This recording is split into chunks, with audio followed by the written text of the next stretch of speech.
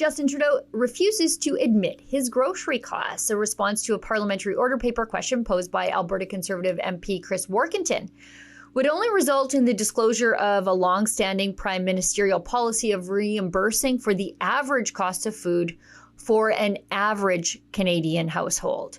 The order paper question asked the feds to disclose how much funding has been provided to pay for food expenses for the Prime Minister, Justin Trudeau, and his family and his guests, broken down by year and use of funding since 2016.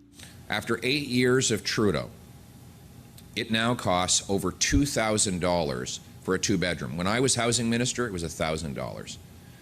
The reality is we have the worst housing prices in the G7 after 8 years of Trudeau, which is crazy when you think about it because we have the most land to build on. It should be cheap to build a home.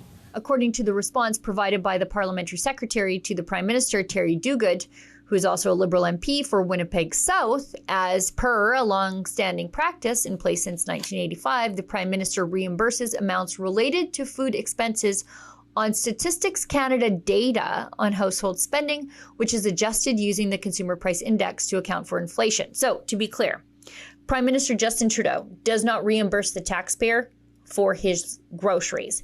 He reimburses the taxpayer for the average cost of groceries to the average Canadian household.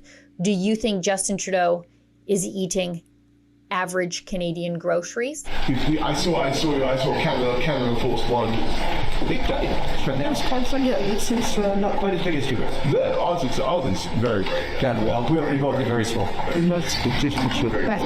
Anyway. Now, the lack of transparency about Trudeau's lifestyle, well, it's a bit of a practical choice for the Liberal government, as an April 1st carbon tax hike from $65 a ton up to $80 is foisted upon Canadian families. And as you said in the introduction about the parliamentary budget officer, I mean, he acknowledges that he doesn't take into account the cost of the impacts of climate change. Now, according to Bank of Canada head Tiff Macklem, the carbon tax is a key driver of inflation. You said the impact of the carbon tax was about, 0.15% on inflation. I'm just wondering how you arrive at that number and whether that gets factored in through not just energy costs, but all the inputs, because obviously there's a lot of inputs in agriculture and manufacturing. It's a good question, and we can take this offline if you want. But yes, that is the direct impact on the components that are most directly affected. It does not include any second round effects. And of course, inflation makes the average Canadian's grocery bill that much higher. Now, Trudeau's grocery bills in the past have revealed some bizarre and over-the-top spending that's out of step with the average Canadian household and out of step with Justin Trudeau's own flagship policies. And what do you and your family do to cut back on plastics? We have recently switched to drinking water bottles out of when we have water bottles out of a plastic, away from plastic towards paper, like drink box water bottles sort of things. There's a number of choices we can make as consumers that will do better, and every consumer needs to look at ways they can make smarter choices in their consumptions.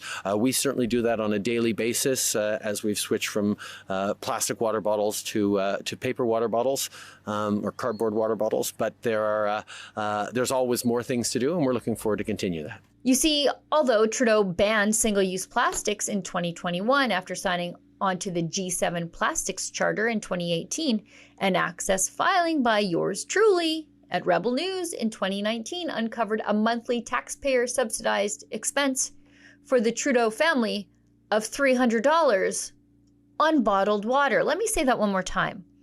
The Trudeau family is billing the taxpayer $300 a month for bottled water and reimbursing us for the average that the Canadian family would spend on bottled water a month. How much do you spend on bottled water a month?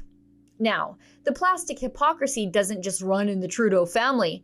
It runs across the whole of the Trudeau government. A previous order paper question posed by Conservative MP Michelle Rempel-Garner back in March 2020 discovered enormous bottled water expenses at multiple government ministries since 2017.